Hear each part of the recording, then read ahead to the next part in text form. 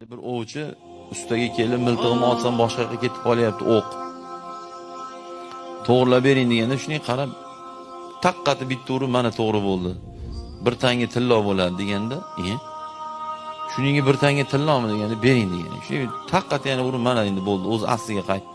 Boshqa yoqqa otib yuravering degan ekan. Nima gunoh qilding desa, men shu bitta taqqati urish uchun 10 yil shogird bo'lganman degan ekan. Bugun bitta malyar kelib mashina remontini hech bilan $1000 bo'ladi. Qil. 3 kunda qilib ketdi. Jirillayapti-da. 3 kunda $1000 olasan, mardikor 300 ming oladi.